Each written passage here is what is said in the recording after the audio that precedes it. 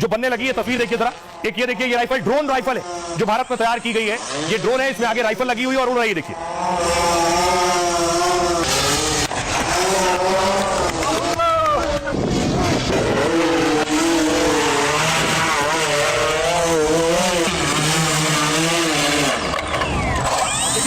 अमेठी में राइफल बनने लगी है। ये राइफल की फैक्ट्री अमेठी में लगी है और राइफल बनाने का काम शुरू हो चुका है। ये असॉल्ट राइफल है।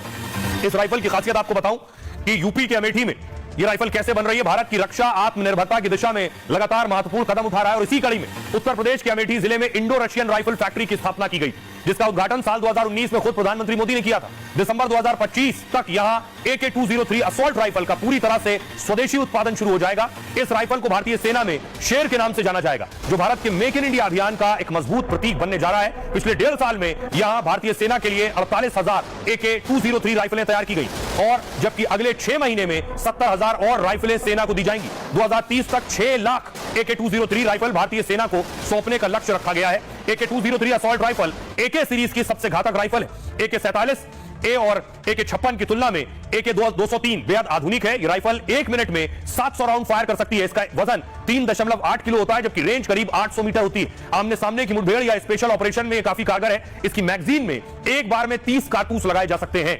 यह इसकी खासियत। आइए अब मैं आपको बताऊं कि आखिर एक और खबर कि धर्मांतरण रैकेट से जुड़ी हुई धर्मांतरण गैंग पर हंटर चला है। तस्वीर आप देख रहे हैं छांगुर की, रहमान की। रहमान को आज कोर्ट में पेश किया गया। अगली तस्वीर मैं आपको दिखाऊं, ये आप देख रहे हैं रहमान को पुलिस ने कोर्ट में पेश किया है और इसे 10 दिन की पुलिस रिमांड में भेज दिया गया है। और अब पुलिस इससे पूछताछ कर रही है और सबूत जुटा रही है कि इसने ये गैंग कब बनाया, कैसे इसके पीड़ित है। अब बारी है आज के सूत्र की। एक छोटे से विवाद से मजबूत रिश्ते को खत्म ना होने दें। इसके लिए चाहे आपको माफी मांगनी पड़े या माफ करना पड़े, माफी कोई कमजोरी नहीं, खुशी और रिश्तों की बड़ी ताकत है। जिंदगी का यह अहम सूत्र दिया है दलाई लामा ने। दलाई लामा का असली नाम तेनजिन ग्यात्सो है और उनका जन्म 1935 में तिब्बत में हुआ। किसान परिवार में जन्मे तेनजिन बचपन से ही सबसे अलग थे। उन्हें 4 साल की उम्र में ही दलाई लामा की पदवी मिल गई। जब वो 15 साल के थे तब चीन जबरन तिब्बत पर कब्जा करने लगा।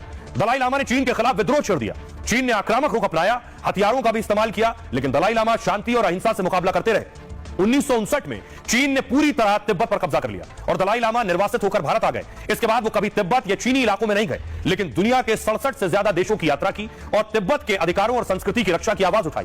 नोबेल शांति पुरस्कार से सम्मानित दलाई लामा को चीन अलगाववादी कहता है, लेकिन उनकी गिनती दुनिया के सबसे प्रभावशाली धार्मिक नेताओं में होती है। उनके शांति, दया और अहिंसा के सूत्र को पूरी दुनिया मानती है। उनके दिए कई अहम सूत्रों में से एक है, जब तक हम अपने मन को शांत नहीं कर लेते, बाहरी दुनिया से शांति हासिल नहीं कर सकते। शांत मन अंदरूनी शक्ति और आत्मविश्वास भी लाता है। इसलिए अच्छी सेहत के लिए बहुत जरूरी